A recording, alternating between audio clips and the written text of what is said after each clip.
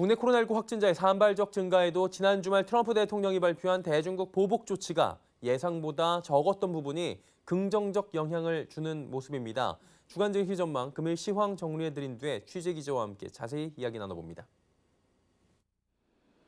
오늘 코스피 지수는 1.75% 상승하며 2065.08에 마감했고 코스닥은 3.09% 급등한 735.72에 마감했습니다.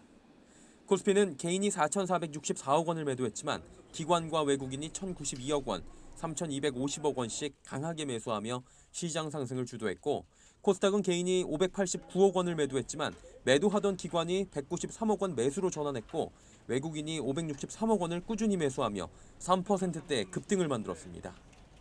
삼성전자를 비롯한 코스피 시가총액 상위 종목 대다수 종목들이 상승 마감했습니다.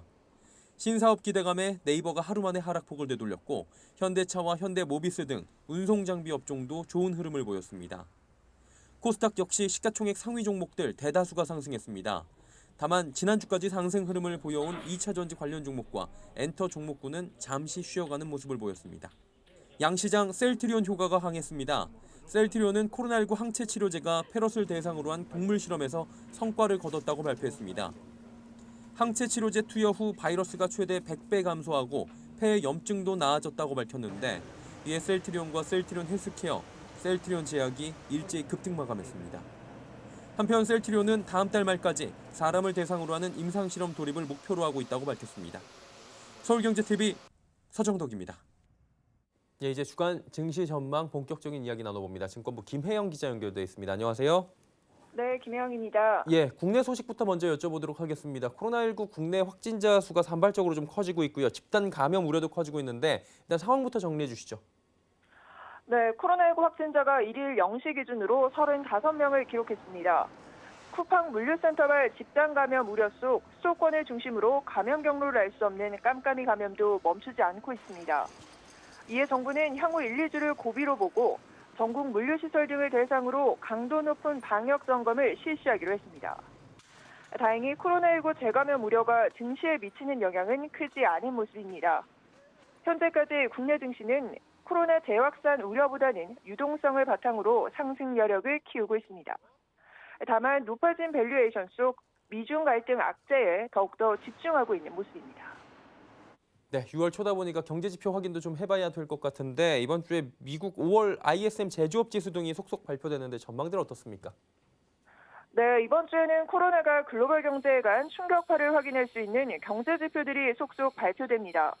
미국 실업률과 제조업 지수 등이 있는데요. 5월 실업률은 20% 내외를 기록할 것이라는 전망이 우세합니다. 이 가운데 5월 제조업 지수는 기준선 50을 밑돌며 부진할 것으로 예상됩니다. 이와 함께 눈여겨봐야 하는 부분이 유럽중앙은행이 통화정책회의에서 추가 부양에 나설지가 관건입니다. ECB는 지난 4월 회의에서는 팬데믹 긴급 매입 프로그램 규모를 유지해 실망감을 유발했는데요. 그러나 시장에서는 이번에는 ECB가 7,500억 유로의 팬데믹 긴급 매입 프로그램을 확대할 것으로 기대하고 있습니다. 22 얘기까지 해주셨고요. 이제 미중 갈등 부분 좀 여쭤볼게요. 트럼프 대통령 기자회견이 약했다라는 얘기들은 저희가 서두에도 잠깐 전해드렸는데 시장이 구체적으로 어떻게 반응하고 있습니까? 네, 전문가들은 트럼프 대통령의 기자회견이 한마디로 알맹이가 없었다라고 평가하고 있습니다. 중국이 홍콩의 국가보안법 초안을 통과시키면서 트럼프 대통령이 얼마나 강력한 중국 강경책을 내놓을 것인가에 관심이 쏠렸는데요. 그러나 트럼프 대통령은 홍콩 특별 대우를 철폐하는 절차를 시작하도록 지시했다고라고는 밝혔지만 국제사회에서는 홍콩 특별지위 박탈을 위한 조치가 즉각 시행되지 않은 점을 주목했습니다.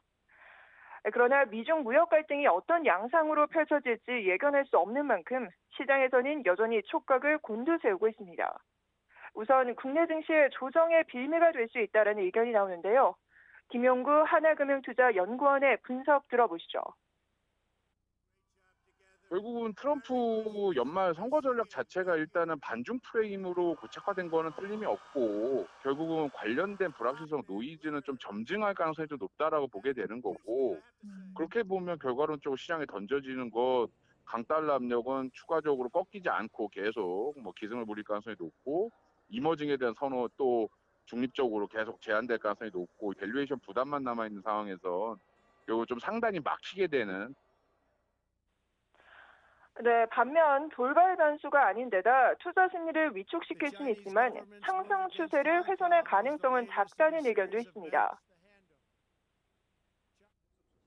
코스피 상단을 막을 만한 이벤트 아니다라고 생각합니다. 왜냐면은 트럼프가 발언을 한 내용들을 보면은 지금 당장 액션이 취해질 만한 내용들은 많지 않고 경제적인 영향이나 뭐 무역 분쟁이나 이런 쪽으로까지 확전시키는 양상은 아니기 때문에 경제적 파급력은 좀 제한적일 거다라고 생각을 하는 것 같아요, 전반적으로.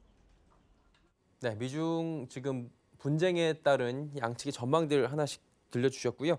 이제 좀 투자 전략 들어보겠습니다. 오늘 6월의 첫날이고 또 첫 주입니다. 유동성 랠리가 지금 계속되는 상황 속에서 투자 전략 어떻게 가져가야 한다고 하던가요? 네, 이 시장은 밸류에이션 부담 속 유동성 랠리에 대한 고민이 커지는 모습입니다. 전문가들은 기초 체력이 튼튼한 종목에 관심을 가져야 한다고 조언하고 있습니다.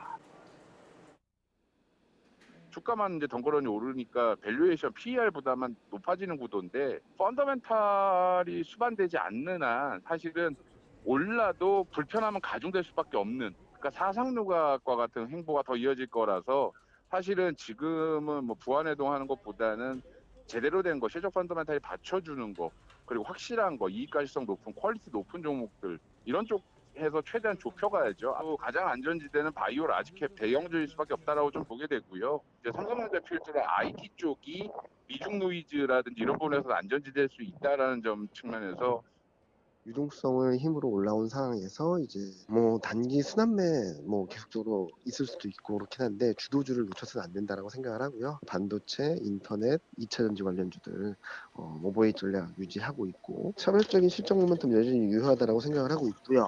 이제 하반기 이제 경제 활동이 재개되고 그러면 이제 실질적인 투자들이 활성화될 수 있어서. 네, 반면 유동성 랠리의 지속성에 베팅하면서 언택트 관련주에 꾸준히 관심을 둬야 한다는 의견도 있습니다.